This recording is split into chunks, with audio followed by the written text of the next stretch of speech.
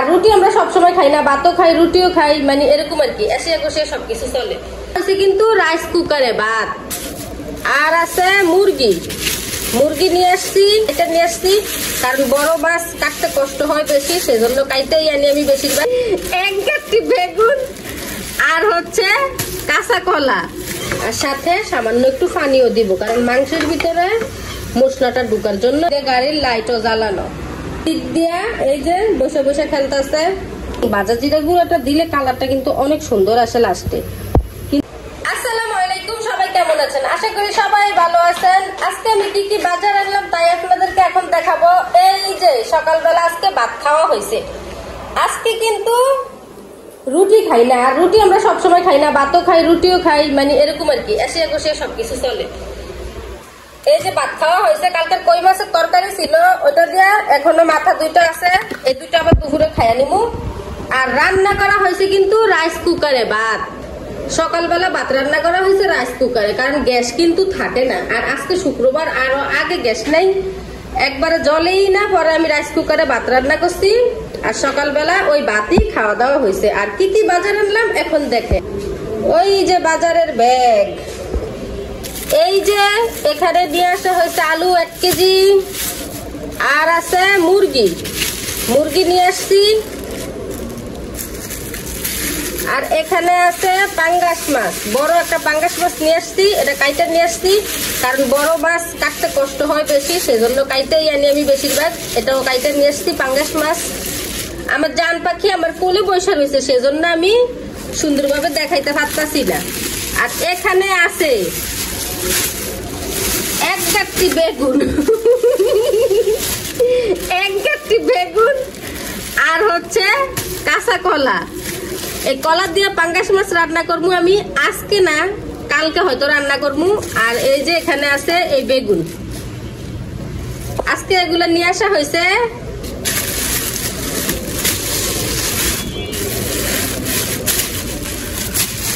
এখন আমি মাছটা ধুইয়া সুন্দরভাবে ফ্রিজে রাখা দিব, কারণ আজকে কিন্তু এই পাঙ্গাস মাছ রান্না করবো না, ধুইয়া দিয়ে ফ্রিজে রাখা দিব। আর মুরগিটা কাইটা নিমু। আর কি রান্না করি অবশ্যই কিন্তু ভিডিওতে দেখবেন। এই দিক দিয়ে আমার জান পাখি, ওই যে আমার জুতো ফাই দিয়ে এতক্ষণ হাঁটছে, হাইটা এখন সে আমার কোলে এসে বসছে। এখানে চলছে রান্না বাড়া। এই যে পেঁয়াজগুলা ভাজা হয়ে গেছে, এটা কিন্তু মুরগির মাংসের জন্য। এখানে গরম মশলা আমি পেঁয়াজের সাথে ভাজা নিয়েছি, আর হচ্ছে এই যে কাঁচামরিচ 3-4টা কাঁচামরিচও দিয়ে দিছি, ওই একসাথে পেঁয়াজের সাথে ভাজা নিয়েছি, গরম মশলা আর কাঁচামরিচ। এখন দিয়ে দিব আমি আদা বাটা, রসুন বাটা, জিরা বাটা। এখানে কিন্তু এই যে আদা রসুন বাটা দিয়ে দিছি, আর এই হচ্ছে জিরা বাটা। জিরা বাটা একটু কমই দিছি, কারণ হচ্ছে যায়া রান্নার পরে যখন তরকারিটা হয়ে আসবো তখন কিন্তু আমি ভাজা জিরার গুঁড়া আবার একটু দিব, সেজন্য একটু কমই দিছি বাটা। আর এই মশলাটা কিন্তু আমি কিছুক্ষণ তেলে একটু ভাজা নিব, কারণ মশলার একটা কাঁচা গন্ধ আছে, তেলে ভাজা নিলে কিন্তু গন্ধটা চলে যায় আর সুন্দর একটা ঘ্রাণ আসে। মশলাটা কিন্তু আমার ভাজা হয়ে গেছে। এখন দিয়ে দিব আমি সামান্য একটু পানি দিয়া, তারপর হলুদের গুঁড়া, মরিচের গুঁড়া, লবণ, যা যা লাগবে সবকিছু দিব। একটু পানি দিয়ে দিলাম। এখন আমি হলুদ, মরিচ, লবণ এগুলা দিব। এখানে কিন্তু আমি লবণ, হলুদের গুঁড়া, মরিচের গুঁড়া দিয়ে দিছি। এখন কিছুক্ষণ আমি মশলাটা ভালোভাবে কষিয়ে নিব, তেল উপরে বাইসা উঠা পর্যন্ত। তেল উপরে বাইসা উঠলে তাইলে কষানো হয়ে গেলে মাংসটা দিয়ে দিব পরে। মশলাটা কিন্তু আমার কষানো হয়ে গেছে, এই যে দেখেন তেলটা কিন্তু উপরে বাইসা যেতেছে, মশলাটা কষানো হয়ে গেছে। আর এই যে মুরগির মাংস আমি কিন্তু আগে বাইজা রাখা দিছি, এখন আমি দিয়ে দিব মুরগির মাংসটা।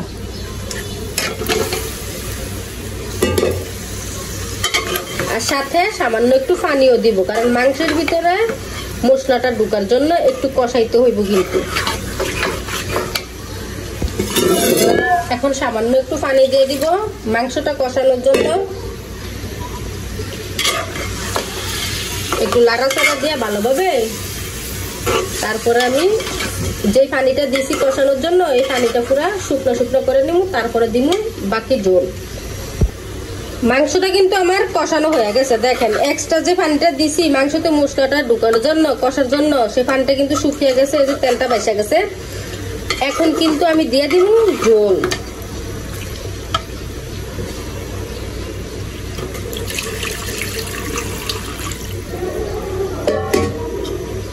এই যে ঝোল দিয়ে দিলাম। এই ঝোলটাও কিন্তু আমি রাখবো না, ঝোলটাও শুকনা শুকনা করে নামু। এটা কিন্তু ঝোলটা দেওয়া হয়েছে মাংসটা যেন ভালোভাবে সিদ্ধ হয়, কারণ এটা আমি বুনা করব।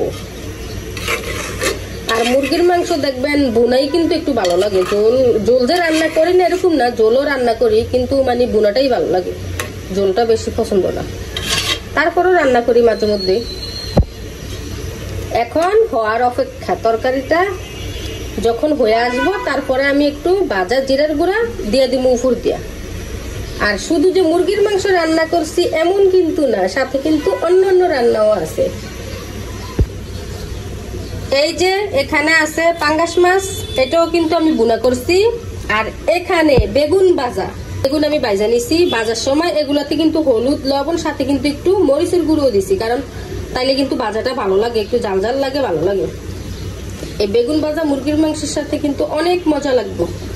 আর এই যে পাঙ্গাস মাছের তরকারি, এগুলা কিন্তু শুধু আমি পেটের যে খাড়িগুলো আছে না ওগুলাই রান্না করছি, ফিস না, পেটের ফিস গুলাই রান্না করছি, এই যে তেলাক্ত ফিস গুলা। আর এখন কিন্তু আমি ভাতও বসিয়ে দিছি। এই যে এখন ভাত আর এই তরকারিটা হইলেই রান্না শেষ। প্রতিদিন ঘরের অবস্থা এরকম হয়, ওই দেখেন ওদিক দিয়ে গাড়ির লাইটও জ্বালানো। আর রান্না বাড়ার পরে প্রতিদিনই কিন্তু আমি এগুলা সব ঠিকঠাক করি। ঘর কিন্তু প্রতিদিনই মোছা হয়, কারণ ছোট বাচ্চা থাকলে ঘরে ময়লা হয় বেশি, নিচে খেলাধুলা করে, খাবার টাবার দিলে এটা ওটা ফালায়, প্রতিদিনই ঘর মুছি। এই দিক দিয়া এই যে বসে বসে খেলতেছে, ঘরের অবস্থা এরকম। আর রান্না বাড়ার শেষে ঘরের এই অন্য কাজ করতে হয় আমার। এই দিক দিয়ে আমার তরকারির অবস্থা।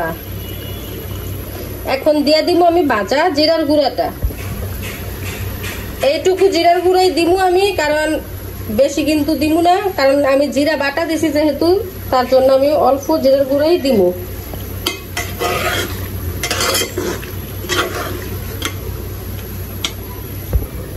এইখান দিয়ে আমার ভাতও কিন্তু হয়ে গেছে গা। আর এই যে চুলাটা আমি বন্ধ করে দিছি, তরকারি কালারটা কিন্তু অনেক সুন্দর আসছে। ভাজা জিরা গুঁড়াটা দিলে কালারটা কিন্তু অনেক সুন্দর আসে লাস্টে, কিন্তু আমার ক্যামেরাতে ঠিকভাবে বোঝা যাইতেছে না, বাস্তবে কিন্তু অনেক সুন্দর আসছে কালারটা। এখানে এই ভিডিওটা শেষ করব। এখন অন্য কাজ যা যা আছে সবকিছু করে নিবো আমি। সবাই ভালো থাকবেন, সুস্থ থাকবেন, আল্লাহ হাফেজ।